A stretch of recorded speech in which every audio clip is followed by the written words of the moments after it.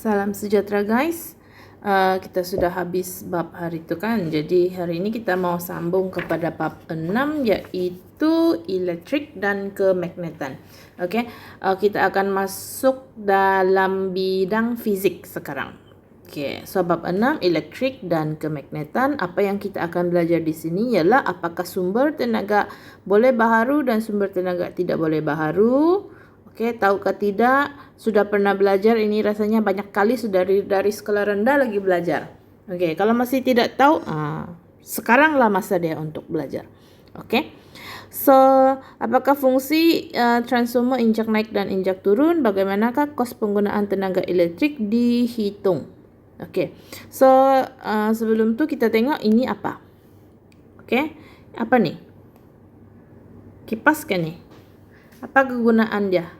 Okey, adakah yang tahu? Okey, ini nama dia kincir angin yang digunakan untuk menjana tenaga elektrik. Dia bukan kipas Dia bukan dipasang di satu kawasan sebab kawasan tu panas, bukan. Dia dipasang di tempat yang berangin, yang sangat kuat angin dia, di mana dia boleh memutarkan bilah kipas ini, dan bila bilah kipas ini berputar dia akan menghasilkan tenaga elektrik. Dan selepas ini kita akan belajar macam mana kincir angin ini boleh menghasilkan tenaga elektrik. Okey, sambung next. Okey, ini menurut laporan Agensi Nuklear Malaysia, Malaysia perlu membina sebuah stesen jana kuasa yang menggunakan tenaga nuklear pada tahun 2030. Stesen jana kuasa ini dapat menjanakan tenaga elektrik kita. Adakah anda bersetuju? Menjana tenaga elektrik yang mencukupi untuk memenuhi keperluan tenaga elektrik negara kita. Adakah anda bersetuju atau membantah pembinaan stesen jana kuasa ini di Malaysia? Mengapa? Okay, kawan boleh baca lah dia punya isu. Okey, ini pernah menjadi isu yang besar. Sekarang pun masih jadi isu juga, masih belum ditentukan lagi akan dibina atau tidak. Jadi kalau berminat boleh baca, buat bacaan lah dari tu nah link yang kena bagi ya. Okey. So kita next. Penjanaan tenaga elektrik. Jana maksud dia menghasilkan. So macam mana elektrik di rumah kita dihasilkan? Okey. Kita tengok terdapat pelbagai sumber tenaga untuk menjanakan tenaga elektrik. Okey, sumber tenaga terbahagi kepada dua kategori. Tenaga boleh baharu dengan tidak boleh baharu. Okey, boleh baharu bermaksud sumber tenaga yang boleh diganti secara berterusan dan tidak akan habis sampai bila-bila. Okey, tapi sumber tenaga tidak boleh baharu bermaksud sumber tenaga yang tidak boleh diganti dan akan habis digunakan satu hari nanti. Okey, contoh sumber tenaga boleh baharu ialah tenaga hidro, tenaga ombak, okey, solar, pasang surut di laut lah, okey, angin, biogeosim dan geoterma. Semua ini kita dapat daripada alam semula jadi. So dia tidak akan habis digunakan sampai bila-bila. Okay. So contoh sumber tenaga tidak boleh baharu ialah tenaga nuklear, arang batu, gas asli, petroleum. Semua ini dapat daripada minyak mentah di dasar laut. Okey. Kenapa dia akan habis? Sebab dia mengambil masa yang berjuta-juta tahun untuk terbentuk. Jadi kalau kita guna sejak kan belum sampai juta tahun pada tidak sempat terbentuk nanti sudah habis digunakan. Okey. So dia dikategorikan sebagai sumber tenaga tidak boleh baharu. Okey. Kita tengok sini. Kini Malaysia merupakan negara yang pertama dalam sektor perindustrian biogeosim di rantau Asia Tenggara. Biogeosim ialah bahan yang kita dapat daripada bahan yang mereput. Okey, sumber tenaga daripada bahan yang mereput. Contohnya sisa makanan, sisa kelapa sawit, ampas kelapa sawit, okey, bangkai dan sebagainya lah. Yang mereputlah benda yang mereput.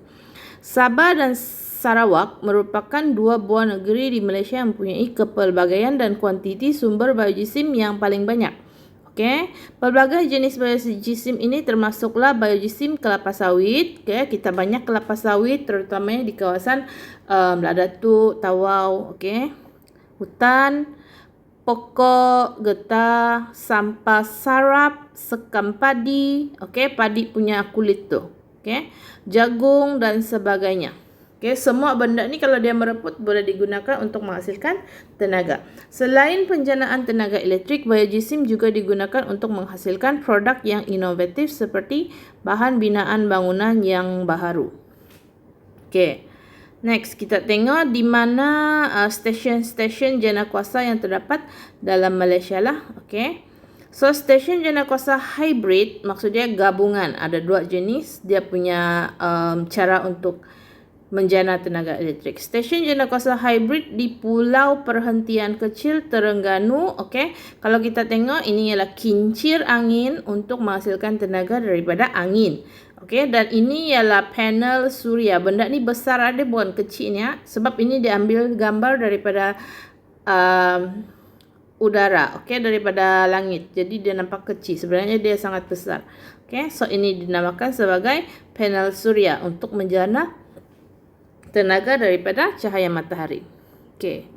Next, kita tengok di mana lagi ada stesen jana kuasa hidroelektrik Bakun di Sarawak. Okey, tenaga hidro.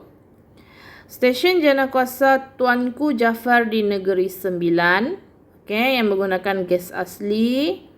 Next, stesen jana kuasa Sultan Azlan Shah di Manjung, Perak. Okey, sumber tenaga ialah arang batu. Okey, arang batu pun akan habis ya. Stesen jana kuasa Gelugor di Pulau Pinang yang menggunakan tenaga diesel.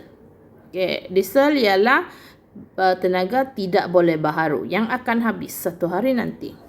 Stesen jana kuasa biogesim TSH Bioenergy Sdn Bhd di Sabah. Sumber tenaga yang digunakan ialah biogesim. Guna itulah ampas kelapa sawit tu. Okey. Next, kita tengok macam mana mau jana tenaga.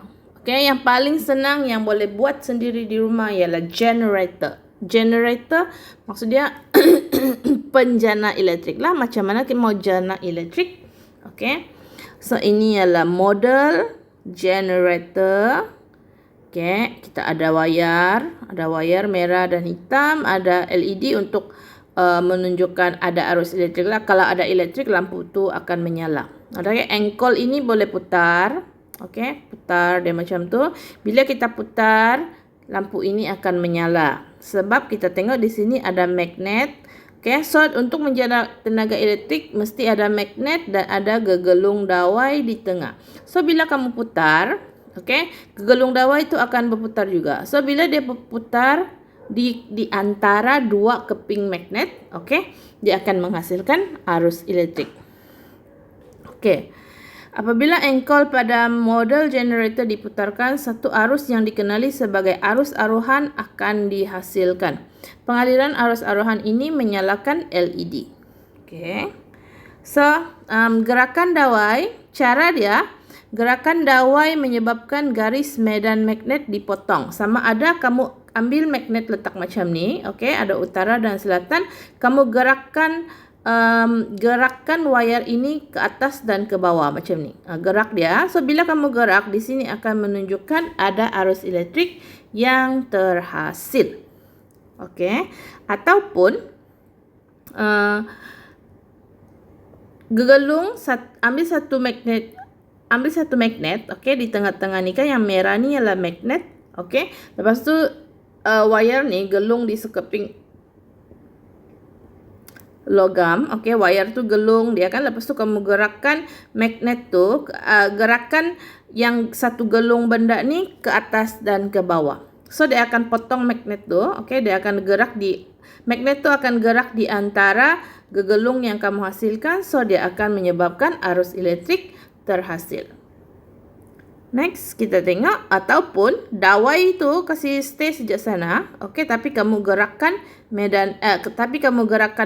Kamu pegang magnet itu, kamu gerakkan, dia tetap akan menunjukkan bacaan. Okey, sama juga kalau ada satu gelung dawai, okey, solenoid nama dia. Kita kasih gelung satu dawai, dia akan membentuk satu bahan yang kita namakan sebagai solenoid.